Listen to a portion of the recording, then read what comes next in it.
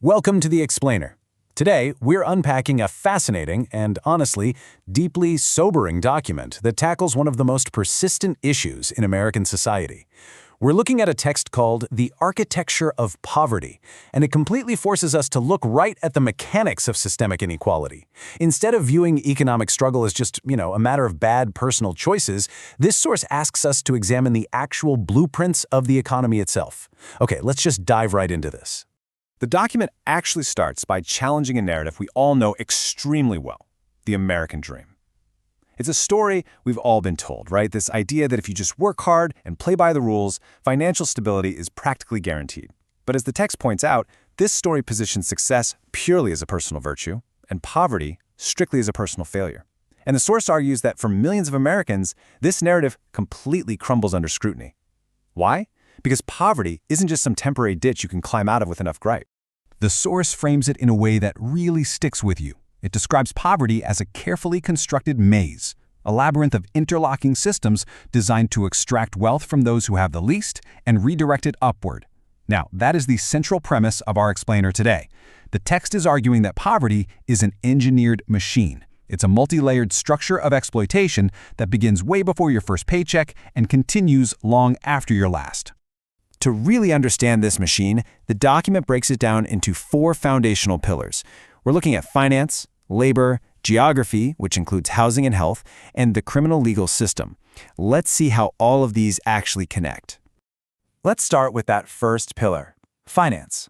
The document argues that this system extracts wealth before it can even be accumulated. Just listen to this number, 4.5%. That is the estimated percentage of U.S. households that are entirely unbanked. It's kind of wild when you think about it, because mainstream banking is literally the gateway to financial security. But structural barriers lock people out. Minimum balance requirements are just impossible to meet when you're living paycheck to paycheck. And as the text highlights, a single overdraft can land you in a database like ChexSystems, blacklisting you from banking for years. This essentially forces people into alternative finance, like check cashing stores and prepaid debit cards, where they're paying exorbitant fees simply to access their own money. Now, the text brings up a fascinating point about the credit system. We're often told credit scores are these fair, objective risk assessments. But the source argues they actually act as a punitive poor tax. Having a thin credit history means paying vastly more for basic necessities. Take a $20,000 car loan, for example. A wealthy buyer might secure a 3% APR, while a low-income buyer might get hit with 20%. That is not a trivial difference. It's a monthly surcharge of hundreds of dollars on a vehicle you absolutely need just to get to work. And when an inevitable financial shock hits, say a broken furnace or a surprise medical bill, people are pushed toward payday loans. The text highlights that these loans can carry annual percentage rates often exceeding 400%. 400! The source is very clear here. These are not safety nets, they are traps. Traps specifically engineered to create a cycle of re-borrowing, where a $500 emergency balloons into thousands of dollars in rolling debt. This financial extraction even blurs with government enforcement, creating what the document describes as a completely Kafkaesque trap. So imagine you get a parking ticket or a court fee. If you have the means, you pay it online and forget about it. But if you don't, that unpaid fine can lead to a suspended driver's license. But here's the catch. You still have to drive to work to earn the money to pay the fine, which risks even further legal trouble. Meanwhile, unpaid debts are sold to private collectors who use the courts to garnish wages, sometimes even seizing legally protected funds like veterans' benefits. The state, the text argues, essentially becomes the enforcer of a predatory cycle. So let's transition to the second pillar, labor. The post-World War II social contract has essentially been dismantled. When adjusted for inflation, the federal minimum wage has lost nearly a third of its value since its peak in 1968. Today, a full-time minimum wage worker cannot afford a 2-bedroom rental literally anywhere in the U.S. The document notes that this erosion isn't an accident. It asserts that this is a deliberate political choice that transfers wealth directly from workers to corporate profits. In fact, the text points out a striking dynamic regarding the nation's largest employers. Corporations like Walmart and McDonald's are actually among the top beneficiaries of federal safety net programs like SNAP and Medicaid. The document argues that this effectively means taxpayers are socializing these companies' labor costs.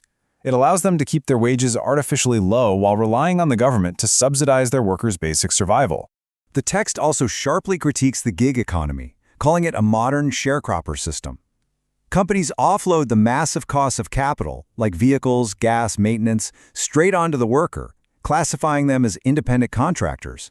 So the worker absorbs all the financial risk and depreciation without any safety net at all. No unemployment insurance, no workers' comp, no health coverage. The algorithmic control remains, but the secure employee asset is converted into a highly disposable, low-cost service.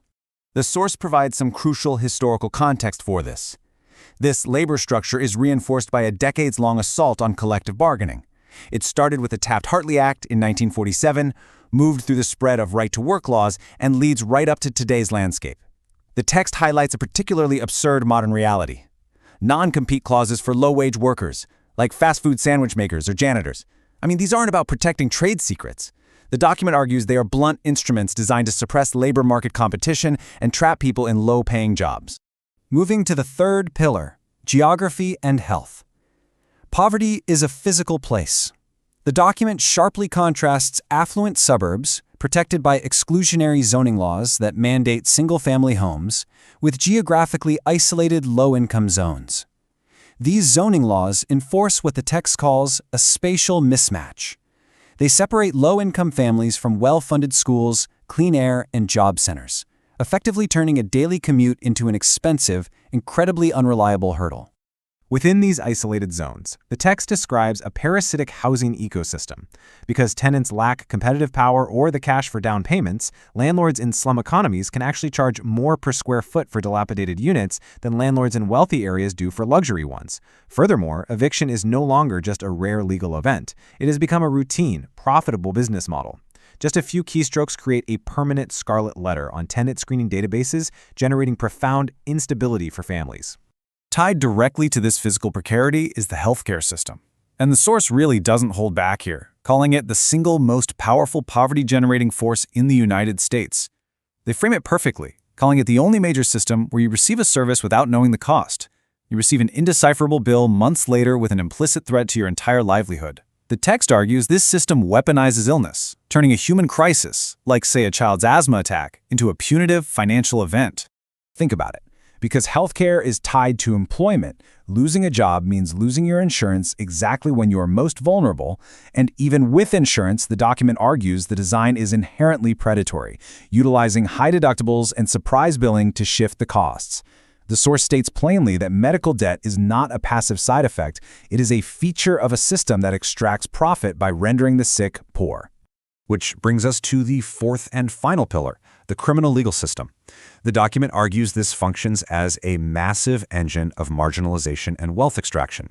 It notes that policing strategies concentrated in poor communities often criminalize the everyday realities of poverty. There is a very sharp distinction drawn between public safety offenses, actual dangerous crimes, and status offenses, things like sleeping on a park bench or failing to fix a broken taillight. Once inside the system, the focus immediately shifts to financial extraction. The text details a wealth-based legal system where individuals are charged for bail, monthly probation fees, electronic monitoring, and mandatory class fees. And because these administrative fines are heavily used to fund the municipalities themselves, the burden falls overwhelmingly on those who simply cannot pay. When they inevitably miss a payment, they can be jailed, creating what the document calls a modern-day debtor's prison. The final act of this design is the lifetime of collateral consequences following even a minor conviction. The text labels this legalized discrimination. Because despite movements to ban the box, employers still routinely discard applications. But it goes so much further than that. Public housing is denied, professional licenses for accessible trades like nursing and barbering are blocked, student loans are revoked, and food stamps can be permanently barred. A minor conviction blocking someone from being a barber? The document argues this totalizing system constructs a permanent, completely disenfranchised underclass. Crucially, the text insists these four pillars do not stand alone. They form a cascading cycle. Let's walk through the document's terrifying example of how this plays out.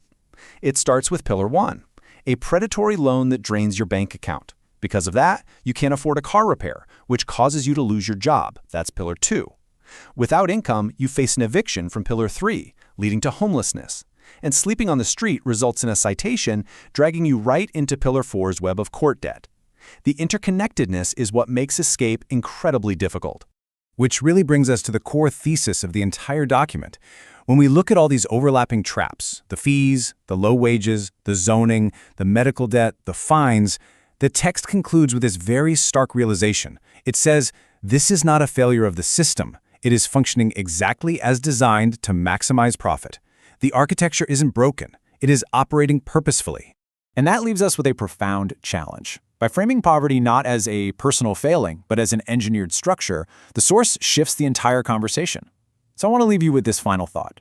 If the machine isn't broken, if it's working exactly the way it was built to work, how do we even begin to dismantle the architecture? It's a huge question, and one that encourages us all to look a lot closer at the systems around us. Thank you for joining me on The Explainer today, and keep questioning those blueprints.